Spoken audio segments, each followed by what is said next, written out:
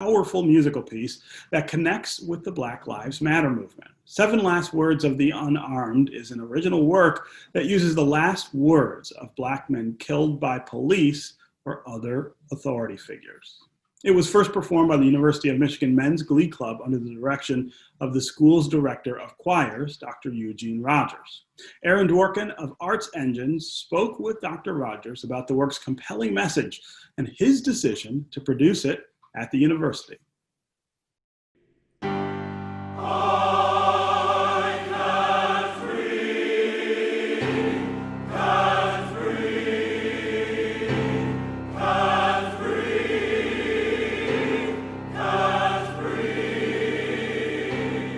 You have programmed some phenomenal works, and I thought I would just start right off the bat. One of those, of course, is the Seven Last Words of the Unarmed.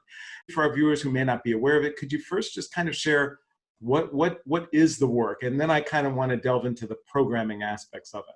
Sure. Seven Last Words of the Unarmed is a multi-movement work originally written for tenor and bass ensemble with chamber strings and piano that basically uses the last words and correspondences of Black men or young men who were killed before their time by authority figures or police. Joel Thompson is the amazing composer of that work, and I had the real honor and privilege of working with him and championing that work.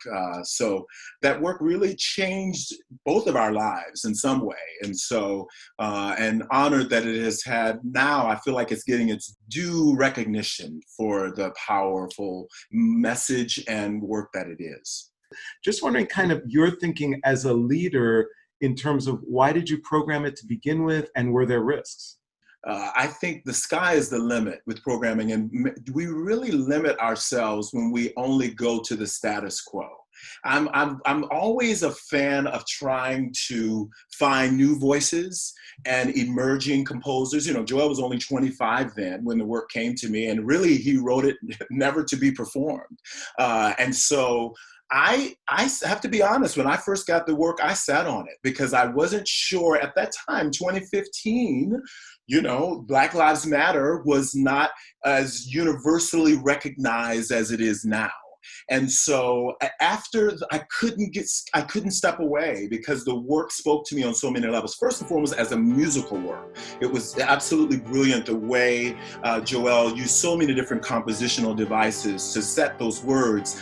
But then as a man of color, African-American man, it just grabbed my heart. And I realized if I was going to program this work with a group of individuals who are not men of color, that we had to find the universal connection. And once I found that and the students were on board with that, with me, I knew that we could go on that journey together. And even though some people said, you know, why would you do this work?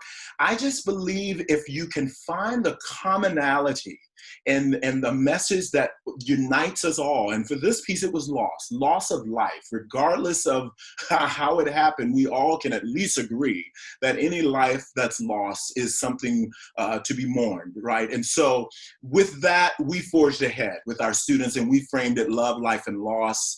And the response really was overwhelmingly positive. You are so passionate about what you do and about our art form. And I'm just wondering, A, where does that come from initially? And the second part of that is, how do you maintain it? I have made my hobby my career. I mean, I love music and I love people, and I would do these jobs if there was not even a paycheck. That to me, when you get the chance to work with people who are interested in being together and you working with great music, I mean, that for me feeds my soul. And I could do that all day long, really, if the combination of that, and of course, having so many different venues through the Washington Chorus, you know, Exigence, and the University of Michigan. So I feel like I get different perspectives at different ways to communicate the art form, and that also helps. And sustaining it, to be honest, Aaron, I think the way to sustain it is constantly making sure you're doing it because you love it. And when you don't love it, you need to find something else to do. And I'm committed to that. I also believe taking time to take a bike ride and have a great meal and just be with friends, that I've tried to find a little bit of heaven every day, because and that varies. Sometimes it's a podcast, sometimes it's a blog, who knows? But that is imperative. We all need a little bit of heaven every day. And that, for me, is in tandem with doing what you love, is how I hope to sustain this passion.